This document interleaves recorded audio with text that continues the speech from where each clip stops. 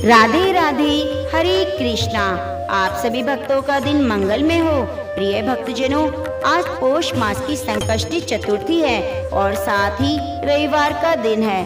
पौष मास का महीना भगवान सूर्यदेव और लक्ष्मी नारायण को समर्पित है, तो रविवार का दिन पौष मास का विशेष ही महत्व रखता है। तो चलिए, आइए मेरे साथ मन को शांत कर लीजिए और उस पावन कथा में प्रवेश कीजिए, जहाँ पर आज गणेश चतुर्थी के शुभ अवसर पर भगवान गणेश अपनी रिद्धि सिद्धि की धारा को बहा रहे हैं और सूर्य नारायण भगवान की किरणों से अमृत धारा बह रही है। गणेश भगवान का ध्यान करते हुए आज की कथा को शुरू करते हैं। ओम श्री गणेशाय नमः। हे गौरी पुत्र गणपति मयूरेश्वर, आपकी जय हो। आप प्रचंड प्रतापी और उदार कीर्ति हैं। आपका स्मरण कार्य आरंभ में साधु पुरुष और विद्वान करते आए हैं। हे दयाधन, जैसे अग्नि के सामने तन की कोई गणना नहीं, वैसे आपकी कृपा शक्ति इतनी अगाध है कि सारे विघ्न भस्म हो जाते हैं। इसलिए यह दासगण आपके चरणों में वंदना करते हैं, जिससे उसके मुख से रस युक्त रचना हो। मुझ में कोई काव्य प्रतिभा नहीं, मैं मतिमंद और अज्ञानी हूँ, किंतु आपके हृदय में वास होने पर मेरा कार्य अवश्य पूर्ण होगा। अब मैं ब्रह्मा की प्रकृति स्वरूप आदि माया कवि श्रेष्ठों द्वारा ध्यायत ब्रह्म कुमारी माँ शारदे का वंदन करती हूँ। उन माँ जगदम्बा को हमारा साष्टांग प्रणाम है। हम अज्ञानी बालक हैं, इस दृष्टि से हमारे साहस का अभिमान चूर करो। हे माता, आपकी कृपा से जो अगाध है पंगु चढ़ाई कर सकता है, गूंगा धारा प्रवाहित भाषण सभा में दे सकता है, ऐसी आपकी जो अगाध महिमा है उसमें कमी ना आने पावे। इसलिए हम सभी की सहायता करें, हमारा ध्यान कथा श्रवण में ना भटके। आप सर्वव्यापी चराचर में रहने वाले सर्वेश्वर और कर्ता धर्ता सब कुछ आप ही हैं। हे माता पिता, आप ही जगत जनता जनार्दन हैं। केवल आप ही परिपूर्ण हैं। आप सगुण और निर्गुण दोनों में हैं। आपकी महिमा वेद शास्त्रों में भी नहीं जानी जाती, फिर भला दास गणों की तो गिनती ही क्या। किंतु राम जी की महिमा से मरकट अपार शक्ति हो गए और श्री कृष्ण की कृपा से यमुना तीर के गोपाल अपरिमित बलशाली हो गए। फिर आपकी कृपा के लिए धन की आवश्यकता नहीं, अनन्य शरण गति से आपकी कृपा सहज ही प्राप्त हो जाती है। इसी विश्वास के साथ हम सब आपके द्वार पर आए हैं, आपकी कथा श्रवण करने के लिए एकत्रित हुए हैं। मानसिक भाव से की गई एक सच्ची पूजा और सच्ची भक्ति की एक बहुत सुंदर कहानी। आप इस प्रसंग को सुनने के बाद जरूर बताइएगा कि ये प्रसंग आपको कैसा लगा। एक बार की बात है, एक महान भक्त ब्राह्मण थे। वे मंदिर की पूजा बहुत शानदार ढंग से करना चाहते थे, लेकिन इतनी सेवा पूजा के लिए उनके पास समय तो था, लेकिन धन नहीं था। अब एक दिन की बात है, वे एक भागवत पाठ में बैठे हुए थे और उन्होंने सुना कि श्री कृष्ण तो मन के भीतर भी पूजे जा सकते हैं, जरूरी नहीं कि बाहर की सामग्रियों से मंदिर में बिठाकर ही उनकी पूजा की जाए। अब तो उन्होंने इस अवसर का खूब लाभ उठाया, क्योंकि एक तो वे बहुत दिनों से सोच रहे थे कि भगवान की पूजा में बहुत अच्छे ढंग से करना चाहता हूँ, खूब धूमधाम से, तरह तरह की सामग्रियों से, महंगी महंगी वस्तुओं से। अब जब भागवत में उन्हें पता चला कि इन सामग्रियों को मन से भी भगवान को अर्पित किया जा सकता है, तो बड़े प्रसन्न हुए। उनकी इस समस्या का समाधान उन्हें मिल चुका था। मानसिक पूजा करने से उनके पास जो धन का अभाव था वह भी पूरा हो जाएगा। उनकी जो इच्छा है श्री कृष्ण की धूमधाम से सेवा करने की, वह भी पूरी हो जाएगी। अब वे समझ गए कि मन के भीतर में कान्हा जी की पूजा कर सकता हूँ। तो वे गोदावरी नदी में स्नान करने के बाद एक पेड़ के नीचे एक दिन बैठे हुए थे और अपने मन में देखिए कैसी कल्पना कर रहे थे। मन ही मन वो कल्पना कर रहे थे कि एक बहुत सुंदर उन्होंने सिंहासन बनाया, खूब सारे हीरे मोती जड़े हुए हैं। हीरे मोती जड़ा हुआ सिंहासन खूब दमक रहा था चमक रहा था। अब उसी चमकते हुए बहुत सुंदर मूल्यवान सिंहासन पर उस ब्राह्मण ने मानसिक कल्पना करते हुए अपने कान्हा जी को विराजित किया और कान्हा जी को उन्होंने खूब महंगी पोशाक धारण कराई। एक से एक महंगे माणिक माणिक से जड़े हुए गहने आदि उन्हें धारण करवाए। अब वह ब्राह्मण देवता एक साथ ही इतनी सारी नदियों का जल लाकर अपने कान्हा का अभिषेक नहीं कर सकते थे, तो उन्होंने मन ही मन में गंगा जी, यमुना जी, गोदावरी, नर्मदा, कावेरी का स्मरण किया और इन्हीं नदियों के जल को एक साथ वो मानसिक अभिषेक करने लगे। फिर अभिषेक करने के बाद खूब तरह तरह के ताजे सुंदर सुंदर रंग बिरंगे फूलों से श्रृंगार करने लगे और उन्हीं सुंदर फूलों से उन्होंने अपने कान्हा के लिए माला बनाई। माला के साथ उनके विग्रह का खूब सुंदर श्रृंगार और पूजन भी साथ साथ चल रहा था। अब श्रृंगार अभिषेक करने के बाद उन्हें याद आया, मेरे कान्हा तो बहुत देर से भूखे होंगे, क्यों ना आज उनके लिए 56 भोग बनाए जाएं और व्यंजन बनाए जाएं। तो उन्होंने कान्हा के लिए तैयार किया। मेरे पास तो धन का भाव है ही नहीं। अब तो वह स्वदेशी घी से कान्हा के लिए भोग तैयार कर रहे थे। आज उनकी इच्छा हुई कि क्यों न कान्हा को आज घी में भुने हुए मीठे चावल खिलाऊं, तो वह उनके लिए मीठे चावल पकाने लगे। अब वह भक्त ब्राह्मण यह देखना चाहते थे कि कहीं वे भोग गरम ज्यादा तो नहीं, क्योंकि भगवान को ठंडा भोग ही लगाया जाता है, गरम भोग नहीं लगाया जाता। अब ये देखने के लिए भक्त ब्राह्मण ने जैसे ही अपनी उंगली उन चावलों में डालकर देखना चाहा, उनकी उंगली जल गई, क्योंकि वे गर्मा गर्म थे।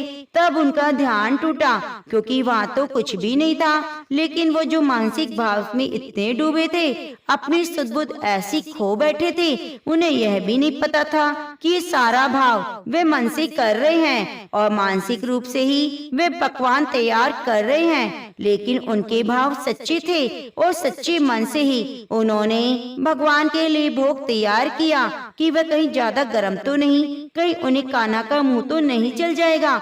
अब उसी भाव में डूबे हुए जैसी उन्होंने उन चावलों में उंगली डाली, उंगली जल गई।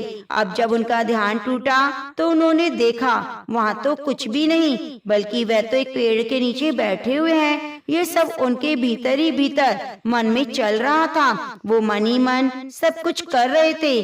अब उन्होंने अपनी उंगली देखी तो वो जली हुई थी। यह देखकर वह हैरान रह गए, ऐसा कैसे हो सकता है। उधर बैकुंठ लोक से नारायण भगवान मुस्कुरा रहे थे अपने उस भक्त को देखकर। उन्होंने मुस्कुराते हुए देखकर देवी लक्ष्मी ने पूछा, प्रभु आप क्यों मुस्कुरा रहे हैं, कारण मुझे भी तो बताइए। तब भगवान ने देवी को धरती लोक पर बैठे उस भक्त की ओर इशारा करके कहा, देवी वो देखिए मेरा एक भक्त ऐसा है कितना अनोखा, जो मेरी इस तरह से भाव पूजा करता है। अब मेरे दूतों को तुरंत भेजा जाए जो बैकुंठ लेकर आए। तो भक्ति का योग इतना अच्छा है, मानसिक भाव इतना अच्छा है कि भले ही आपके पास भगवान की भव्य पूजा के लिए साधन ना हो, आपके पास घंटों बैठकर पूजा करने का समय ना हो, तब भी आप अपने मन के भीतर सच्चे भाव से सब कुछ कर सकते हैं। तो प्रेम से बोलिए राधा रानी सरकार की जय। गणेश चतुर्थी की बड़ी पवित्र और पुण्यदायी कथा। सतयुग में महाराजा हरिश्चंद्र के राज्य में एक ऋषि शर्मा नामक एक तपस्वी ब्राह्मण रहता था। पुत्र के जन्म के बाद ब्राह्मण की मृत्यु हो गई, तो उस पुत्र के पालन पोषण की जिम्मेदारी उसकी विधवा माँ पर आ गई। यह विधवा माँ ब्राह्मणी भिक्षा मांगकर अपने घर को चलाती और अपने छोटे से शिशु को पालती। उसी नगर में कुम्हार रहता था, वह मिट्टी के बर्तन बनाता, लेकिन हमेशा ही उसके बर्तन कच्चे रह जाते, जिसकी वजह से कुम्हार बहुत परेशान रहता। एक दिन उसने एक तांत्रिक से पूछा कि मेरे आवे के बर्तन पकते क्यों नहीं हैं, इसका कोई समाधान बताएं। तो उसकी बात सुनकर तांत्रिक ने कहा, तुम ऐसा करो, किसी बच्चे की बलि दिया करो। तो अगले दिन कुम्हार ने घड़ों को पकाने के लिए एक बच्चे की बलि देने की सोची। उस दिन सकट चौथ का व्रत था। विधवा ब्राह्मणी ने अपने पुत्र के लिए सकट चौथ का व्रत किया था। तो इसी बीच में उसका पुत्र श्री गणेश जी की मूर्ति को अपने गले में डालकर खेलने चला जाता है और जाते समय उसे उस कुम्हार ने पकड़ लिया, मिट्टी पकाने वाले आवा में उसे डाल दिया। इधर उसकी माता अपने पुत्र को ढूंढने लगी और अपने पुत्र को ना मिलने पर वे विधवा ब्राह्मणी बुरी तरह से रोने लगी और गणेश जी से प्रार्थना करने लगी कि मेरा बच्चा न जाने कहाँ है, किस हाल में है। हे गणेश भगवान, तुम ही उसकी रक्षा करना। रात बीत गई, सुबह हो गई, उसका बेटा घर नहीं आया। सुबह होते ही जब कुम्हार पके हुए बर्तनों को देखने के लिए आवे के पास गया तो वहां जाकर देखा उसमें तो पानी भरा हुआ था, उसके अंदर एक बालक बैठकर खेल रहा था। तो वह कुम्हार तो इस घटना से डर गया और राज दरबार में पहुंचकर राजा को सारी बात बताई। तब राजा ने अपने मंत्रियों को भेजा ताकि वह पता लगा सके यह पुत्र किसका है, कहां से आया है। तो उस बालक को राजा के सैनिक राज दरबार में ले आए, फिर ऐलान करवाया कि किसी का बच्चा है तो वह यहाँ आकर ले जाए। जब विधवा ब्राह्मणी को अपने बच्चे के बारे में पता चला तो वह तुरंत लेने के लिए पहुंच गई। तो राजा ने एक ब्राह्मणी से पूछा कि ऐसा चमत्कार कैसे हुआ। तो वृद्ध ब्राह्मणी ने हाथ जोड़कर राजा को प्रणाम करते हुए कहा, हे राजन, मैं कुछ नहीं जानती। मैं अपने बच्चे की मंगल कामना के लिए संकष्टी चतुर्थी का व्रत करती हूँ और चौथ माता ने ही मेरे बच्चे की रक्षा की है। तो यह सुनकर तो राजा बहुत प्रसन्न हुआ और फिर ऐलान करवा दिया कि हर बेटे की माँ सकट चौथ का व्रत किया करे। कहा जाता है तभी से महिलाएं अपने संतान, घर परिवार और अपने अखंड सौभाग्य के लिए संकष्टी चतुर्थी का व्रत करते हैं। तो प्रेम से बोलिए चौथ माता की जय। अब आइए सुनते हैं सूर्य नारायण भगवान की कथा। एक बार एक नगर में एक वृद्धा रहा करती थी। वह रविवार को नियम से घर आंगन को गोबर से लीप कर फिर भोजन तैयार करती, फिर सूर्यदेव को भोग लगाने के बाद ही खुद भोजन किया करती थी। ऐसा व्रत करने से उसका घर धन धान्य से भरा रहता। हरि की कृपा से घर में किसी प्रकार की कोई दुख नहीं था। घर में सब कुछ आनंद मंगल था। इसी तरह कुछ दिन बीत जाने पर वह पड़ोसन जिसकी गाय का वह गोबर वह वृद्धा लाया करती थी, विचार करने लगी कि ये बूढ़ी माई हमेशा मेरी गाय का गोबर ले जाती है। यह सोचकर उसने एक दिन अपनी गाय को घर के अंदर बांध दिया। फिर तो वह हर दिन ही अपनी गाय को घर के भीतर बांधना शुरू करने लगी। इधर गोबर न मिलने पर बूढ़ी माई रविवार के दिन अपने घर को लीप नहीं पाई, इसलिए ना तो उन्होंने भोजन बनाया और ना ही भगवान को भोग लगाया और ना ही खुद भोजन किया। इस तरह उन्होंने निराहार व्रत किया। सुबह से शाम हो गई, शाम से रात हो गई। वे बूढ़ी माई भूखी ही सो गई। फिर रात में भगवान ने उन्हें स्वप्न में दर्शन दिए और भोजन ना बनाने, भोग ना लगाने का कारण पूछा।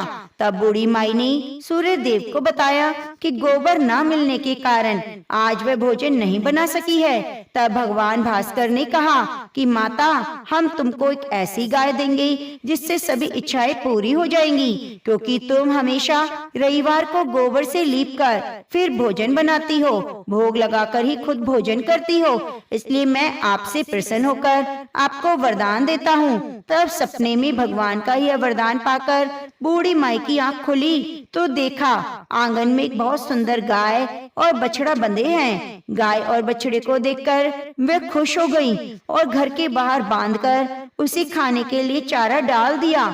इधर जब पड़ोसन को बूढ़ी माई के घर के बाहर बहुत सुंदर गाय और बछड़े को देखा तो ईर्ष्या से प्रेरित होकर उसका हृदय जल उठा और उसने देखा गाय ने तो सोने का गोबर दिया है, तो यह गाय का सोने का गोबर उठाकर ले गई और अपनी गाय का साधारण गोबर को उसकी जगह रख दिया। वे रोजाना ऐसा ही करती रहती और इधर सीधी सादी बुढ़िया के कानों कान इसकी खबर तक नहीं होने देती। एक दिन सर्वव्यापी भगवान भास्कर ने सोचा चालाक पड़ोसन की वजह से वृद्धा ठगी जा रही है। तब एक शाम उन्होंने अपनी माया से बड़े जोर की आंधी ला दी। आंधी के डर से वृद्धा ने अपनी गाय को घर के भीतर बांध दिया।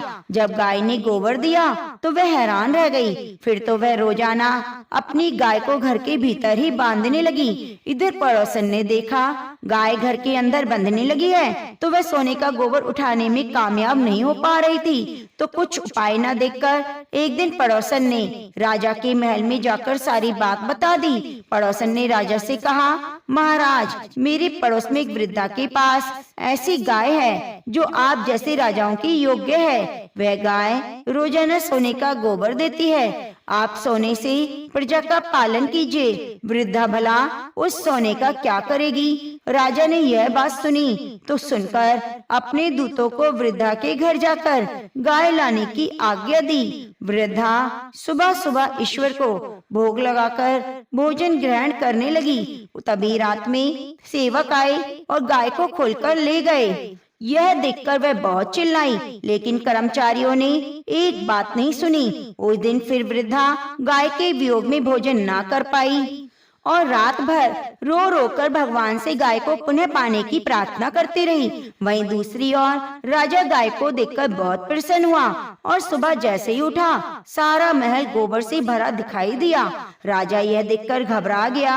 भगवान ने रात में राजा को स्वप्न में कहा, हे राजा, गाय वृद्धा को लौटा देना, इसी में तुम्हारी भलाई है। रविवार के व्रत से प्रसन्न होकर मैंने वृद्धा को गाय दी थी। सुबह होते ही राजा ने वृद्धा को बुलाकर बहुत सारा धन देकर सम्मान सहित गाय और बछड़ा उसे वापस कर दिए। इसके साथ ही पड़ोसन को बुलाकर उचित दंड भी दिया।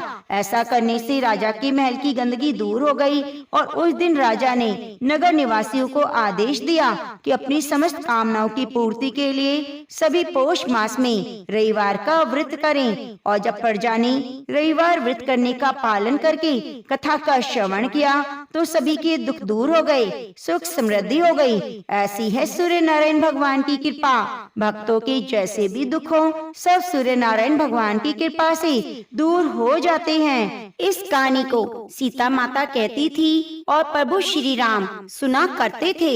एक दिन श्री राम भगवान को किसी काम के लिए बाहर जाना पड़ा तो सीता माता कहने लगी, भगवान, मेरा तो 12 वर्ष का नित्यनेम है, अब आप बाहर जाएंगी तो मैं अपनी कहानी किसे सुनाऊंगी? तब श्री राम ने कहा, हे सीते, आप कुएं की पाल पर जाकर बैठ जाना और वहाँ पर जो भी औरतें पानी भरने आएंगी उन्हें अपनी कहानी सुना दिया करना। सीता माता कुएं की पाल पर जाकर बैठ गई।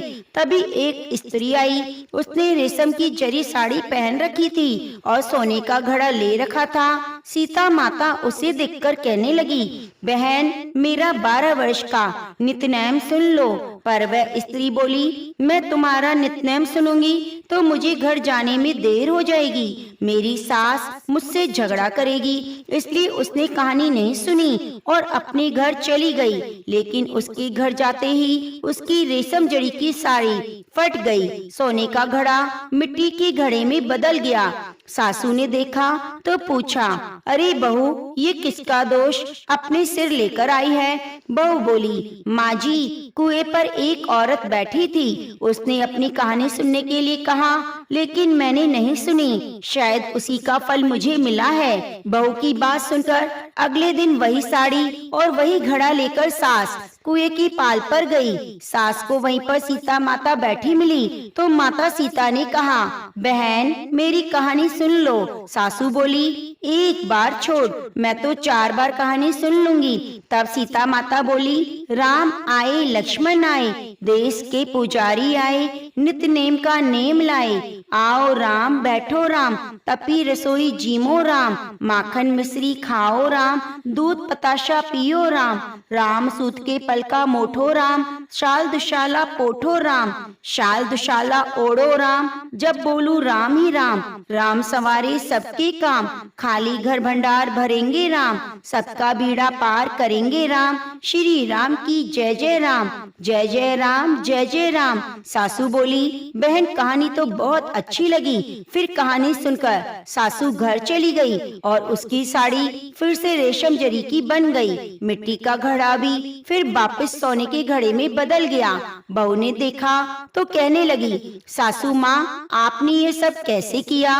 सासू बोली, बहू तू दोष लगा कर आई, मैं दोष उतार कर आ रही हूँ। बहू ने पूछा, माँ जी वह कुएं वाली स्त्री कौन है? सासू ने बताया, वह तो सीता माता थी। वह पुराने से नया कर देती है, खाली घर भंडार भर देती है, वह लक्ष्मी का वास घर में कर देती है और मनुष्य की जो भी इच्छा हो उसे पूर्ण कर देती है। बहू बोली, माँ जी फिर तो ऐसी कहानी मुझे भी सुना दो। सास बोली, ठीक है तुम भी सुनो।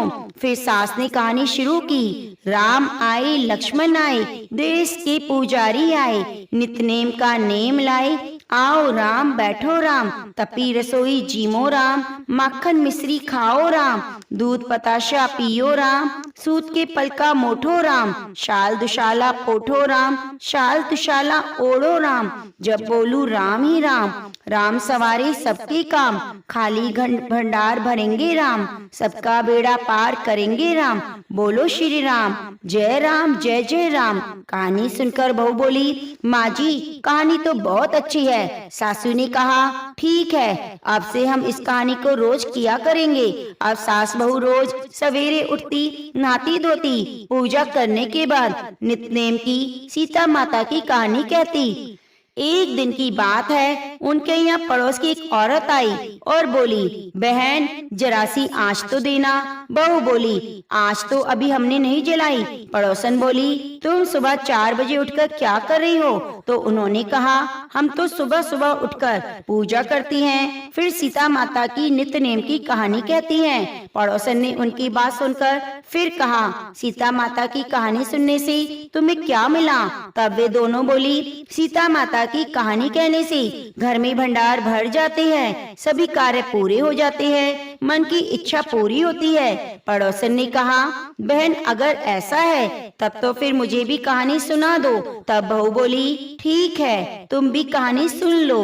राम आए लक्ष्मण आए, देश के पुजारी आए, नित्य नेम का नेम लाए, आओ राम बैठो राम, तपी रसोई जीमो राम, माखन मिश्री खाओ राम, दूध पताशा पियो राम, राम सूत के पलका मोठो राम, शाल दुशाला पोठो राम, शाल दुशाला ओढ़ो राम, जब बोलू राम ही राम, राम संवारे सबके काम, खाली घर भंडार भरेंगे राम, सबका बेड़ा पार करेंगे राम, श्री राम जय राम, जय जय राम।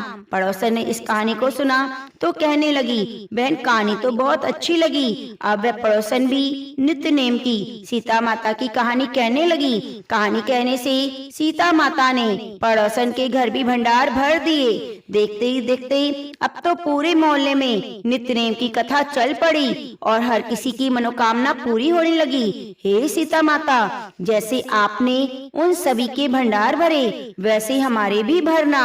कहानी कहने वाले, सुनने वाले, हुंकारा भरने वाले सभी की करना।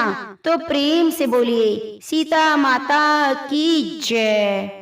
प्रिय भक्तजनों, आइए अपने मन को शांत कर लीजिए और भगवान श्री कृष्ण के चरणों में अर्जुन के समान ही अपने मन को लगा लीजिए। श्री पार्वती जी ने कहा, भगवान आप सब तत्वों के ज्ञाता हैं, आपकी कृपा से मुझे श्री विष्णु संबंधी नाना प्रकार के धर्म सुनने को मिले जो समस्त लोगों का उद्धार करने वाले हैं। देवेश, अब मैं गीता महात्म्य सुनना चाहती हूँ, जिसका श्रवण करने से श्री हरि में भक्ति बढ़ती है। महादेव जी बोले, जिनका विग्रह अलसी के फूल की भांति श्याम वर्ण का है, पक्षीराज गरुड़ी जिनके वाहन हैं, जो अपनी महिमा से कभी च्युत नहीं होते और शेषनाग की शैया पर शयन करते हैं, उन भगवान महाविष्णु की हम उपासना करते हैं। एक समय की बात है, मूर्धत्य नाशक भगवान विष्णु शेषनाग के रमणीय आसन पर सुखपूर्वक विराजमान थे। उस समय सभी लोगों को आनंद देने वाले वाली भगवती लक्ष्मी ने आदर पूर्वक प्रश्न किया।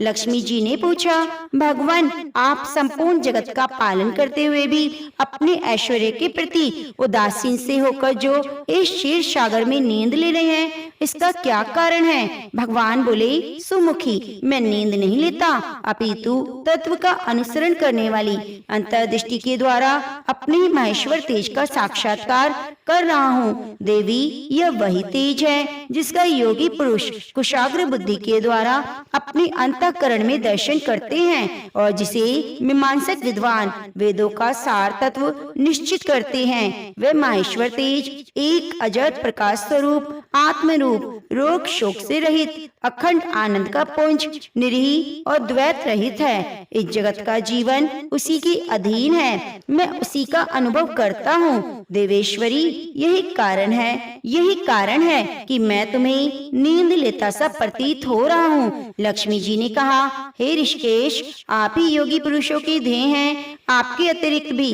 कोई ध्यान करने योग्य तत्व है, यह जानकर मुझे बड़ा कौतूहल हो रहा है। इस चराचर जगत की सृष्टि और संहार करने वाले स्वयं आप हैं, आप सर्व समर्थ हैं। इस प्रकार की स्थिति में होकर भी यदि आप उस परम तत्व से भिन्न हैं, तो मुझे बताइए। भगवान बोले, प्रिय, आत्मा का स्वरूप द्वैत और अद्वैत से पृथक, भाव अभाव से मुक्त, आदि अंत से रहित है। शुद्ध ज्ञान के प्रकाश से उपलब्ध होने वाला परमानंद स्वरूप होने के कारण एकमात्र सुंदर है, वही मेरा ईश्वरीय रूप है। आत्मा का एकत्व ही सबके द्वारा जानने योग्य है। गीता शास्त्र में इसी का प्रतिपादन हुआ है। अमित तेजस्वी भगवान विष्णु के वचन सुनकर लक्ष्मी देवी ने शंका उपस्थित करते हुए कहा, भगवान, यदि आपका स्वरूप स्वयं परमानंद मैं और मन वाणी की पहुँच के बाहर है, तो गीता कैसे उसका बोध कराती है? मेरे संदेह का आप निवारण करें। भगवान बोले, सुंदरी सुनो, मैं गीता में अपनी स्थिति का वर्णन करता हूँ। क्रमशः 5 अध्यायों को तुम 5 मुख जानो, 10 अध्यायों को 10 भुजाएं समझो, 1 अध्याय को उदर और 2 अध्यायों को दोनों चरण कमल जानो। इस प्रकार ये 18 अध्यायों की बाग में ईश्वरीय मूर्ति ही समझनी चाहिए। ये ज्ञान मात्र से ही महान पातकों का नाश करने वाली है। जो उत्तम बुद्धि वाला पुरुष गीता के 1 या आधे अध्याय का 1 आधे चौथाई श्लोक का भी प्रतिदिन अभ्यास करता है, वह सुशर्मा के समान मुक्त हो जाता है। लक्ष्मी जी ने कहा, हे देव, सुशर्मा कौन था? किस जाति का था? किस कारण मुक्ति हुई? भगवान बोले, प्रिय, सुशर्मा बड़ी खोटी बुद्धि का मनुष्य था, पापियों का शिरोमणि। उसका जन्म वैदिक ज्ञान से शून्य क्रूरता पूर्ण कर्म करने वाले ब्राह्मणों के कुल में हुआ था। वह न ध्यान करता, न जप, न होम, न अतिथियों का सत्कार। वह लंपट होने के कारण सदा विषयों के सेवन में आसक्त रहता, हल जोतता, पत्ते चबाकर जीविका चलाता, मदिरा पीने का व्यसन था। वह मांस भी खाया करता। इस प्रकार उसने अपने जीवन को दीर्घ काल व्यतीत कर दिया। एक दिन मूढ़ बुद्धि सुशर्मा पत्ते लाने के लिए किसी ऋषि की वाटिका में घूम रहा था। इसी बीच में काल रूपी काले सांप ने उसे डस लिया। सुशर्मा की मृत्यु हो गई। उसके बाद वह अनेक नरकों में जहाँ की यातनाएं भोग कर मृत्यु लोक में लौट आया और वहाँ बोझा ढोने वाला बैल हुआ। उस समय किसी पंगु ने अपने जीवन को आराम से व्यतीत करने के लिए उसे खरीद लिया। बैल ने अपनी पीठ पर पंगु का भार ढोते हुए बड़े कष्ट से 7-8 वर्ष बिताए। एक दिन पंगु ने किसी ऊंचे स्थान पर बहुत देर तक बड़ी तेजी के साथ उस बैल को घुमाया। इससे वह थककर बड़े बेग से पृथ्वी पर गिरा और मूर्छित हो गया। उस समय वहाँ कुतूहलवश आकृष्ट हो बहुत से लोग एकत्रित हो गए। उस जन समुदाय में किसी पुण्यात्मा व्यक्ति ने उस बैल का कल्याण करने के लिए उसे अपना पुण्य दान किया। उसके बाद कुछ दूसरे लोगों ने भी अपने अपने पुण्यों को याद करके उसके लिए दान कर दिया। उस भीड़ में एक वैश्या खड़ी थी। उसे अपने पुण्य का पता नहीं था, तो उसने भी लोगों की देखा देखी उस बैल के लिए कुछ त्याग कर दिया। उसके बाद यमराज के दूत मरे हुए प्राणी को पहले यमपुरी ले गए। वहाँ विचार कर कि वैश्य के पुण्य से पुण्यवान हो गया, उसे छोड़ दिया गया। फिर वह भूलोक में आकर उत्तम कुल शील वाले ब्राह्मणों के घर में उत्पन्न हुआ, उस समय भी उसे अपने पूर्व जन्म की बातों का स्मरण बना रहा। बहुत दिनों के बाद अपने अज्ञान को दूर करने वाले कल्याण तत्व को जिज्ञासु होकर वह उस वैश्या के पास गया। उसके दान की बात बतलाते हुए उसने पूछा, तुमने कौन सा पुण्य दान किया था? वैश्या ने उत्तर दिया, वह पिंजरे में बैठा हुआ तोता प्रतिदिन कुछ पढ़ता था, उससे मेरा अंतःकरण पवित्र हो गया, उसी का पुण्य मैंने तुम्हारे लिए दान किया था। इसके बाद उन दोनों ने तोते से पूछा। तब तोते ने अपने पूर्व जन्म का स्मरण करके प्राचीन इतिहास कहना आरंभ किया। शुक बोला, पूर्व जन्म में मैं विद्वान होकर भी विद्वता के अभिमान से मोहित रहता था। मेरा राग द्वेष इतना बढ़ गया कि मैं गुणवान विद्वानों के प्रति भी ईर्ष्या भाव रखने लगा। फिर समय अनुसार मेरी मृत्यु हो गई, मैं घृणित लोकों में भटकता फिरा। उसके बाद इस लोक में आया हूँ। सदगुरु की अत्यंत निंदा करने के कारण तोते के कुल में मेरा जन्म हुआ। पापी होने के कारण छोटी अवस्था में मेरा माता पिता से वियोग हो गया। एक दिन मैं ग्रीष्म ऋतु में तपे हुए मार्ग पर पड़ा था। वहाँ कुछ श्रेष्ठ मुनि मुझे उठा लाए और महात्माओं के आश्रम में भीतर पिंजरे में मुझे बंद कर दिया। वहीं मुझे पढ़ाया गया। ऋषियों के बालक बड़े आदर के साथ गीता के प्रथम अध्याय की आवृत्ति करते थे। उसी को सुनकर मैं बारंबार पाठ करने लगा। इसी बीच में चोरी करने वाले बहेलिये ने मुझे वहाँ से चुरा लिया। उसके बाद उस देवी ने मुझे खरीद लिया। यही मेरा वृतांत है जिसे आप लोगों को बता दिया। पूर्व काल में मैंने इस प्रथम अध्याय का अभ्यास किया था, जिससे मैंने अपने पापों को दूर किया है। फिर उसी से इस वैश्या का भी अंतःकरण शुद्ध हुआ और उसी के पुण्य से द्विश्रेष्ठ शर्मा भी पाप मुक्त हुए। इस प्रकार परस्पर वार्तालाप और गीता के प्रथम अध्याय के महात्म्य की प्रशंसा करके वे तीनों निरंतर अपने अपने घर पर गीता का अभ्यास करने लगे और फिर ज्ञान प्राप्त करके मुक्त हो गए। इसलिए जो भी भक्त गीता का अध्याय को पाठ पढ़ता है, सुनता है, उसे भवसागर को पार करने में कोई कठिनाई नहीं होती। तो प्रेम से बोलिए कृष्ण भगवान की जय। श्री भगवान बोले, हे लक्ष्मी, प्रथम अध्याय का महात्म्य का उत्तम उपाख्यान मैंने तुम्हें सुना दिया। अब अन्य अध्याय के महात्म्य श्रवण करो। दक्षिण दिशा में वेद वेता ब्राह्मणों के पुरंदरपुर नामक नगर में श्रीमान देव शर्मा नामक एक विद्वान ब्राह्मण रहते थे। वे अतिथियों के पूजक, स्वधर्मशील, वेद शास्त्रों के विशेषज्ञ, यज्ञों का अनुष्ठान करने वाले और तपस्वियों के सदा ही प्रिय थे। उन्होंने उत्तम द्रव्यों के द्वारा अग्नि में हवन करके दीर्घ काल तक देवताओं को तृप्त किया, किंतु उन धर्मात्मा ब्राह्मण को कभी सदा रहने वाली शांति ना मिली। वे परम कल्याण में तत्व का ज्ञान प्राप्त करने की इच्छा से प्रतिदिन प्रचुर सामग्रियों के द्वारा सत्य संकल्प वाले तपस्वियों की सेवा करने लगे। इस प्रकार शुभ आचरण करते हुए बहुत समय व्यतीत हो गया। उसके बाद एक दिन पृथ्वी पर उनके समक्ष एक त्यागी महात्मा प्रकट हुए। वे पूर्ण अनुभवी, आकांक्षा रहित और नासिका के अग्रभाग पर दृष्टि रखने वाले और शांत चित्त थे। निरंतर परमात्मा के चिंतन में लगे रहते। वे सदा आनंद विभोर रहते। देव शर्मा ने उन नित्य संतुष्ट तपस्वी को शुद्ध भाव से प्रणाम किया और पूछा, महात्मन, मुझे शांति में स्थिति कैसे प्राप्त होगी? तब उन आत्मज्ञानी संत देव शर्मा को शौरपुर ग्राम के निवासी मित्रवान का, जो बकरियों का चरवाहा था, परिचय दिया और कहा वही तुम्हें उपदेश देगा। यह सुनकर देव शर्मा ने महात्मा के चरणों की वंदना की और समृद्धशाली शौरपुर ग्राम में पहुंचकर उत्तर भाग में एक विशाल वन देखा। उसी वन में नदी के किनारे एक शिला पर मित्रवान बैठा था। उसके नेत्र आनंद से निश्चल हो रहे थे। वह आपलक दृष्टि से देख रहा था। वह स्थान आपस का स्वाभाविक पैर छोड़कर एकत्रित हुए परस्पर विरोधी जंतुओं से घिरा था। वहाँ उद्यान में मंद मंद वायु चल रही थी। मृगों के झुंड शांत भाव से बैठे थे। मित्रवान दया से भरी आनंदमयी मनोहारिणी दृष्टि से पृथ्वी पर मानो अमृत छिड़क रहा था। इस रूप में उसे देखकर देव शर्मा का मन प्रसन्न हो गया। वे उत्सुक होकर बड़े विनय के साथ मित्रवान के पास गए। मित्रवान ने भी अपने मस्तक को किंचित नवाकर देव शर्मा का सत्कार किया। तदंतर विद्वान देव शर्मा अनन्य चित्त से मित्रवान के समीप गए और उनके ध्यान का समय समाप्त हो गया। उस समय उन्होंने अपने मन की बात पूछी, हे महाभाग, मैं आत्मा का ज्ञान प्राप्त करना चाहता हूँ। मेरे मनोरथ की पूर्ति के लिए मुझे किसी ऐसे उपाय का उपदेश दो जिसके द्वारा मुझे सिद्धि प्राप्त हो सके।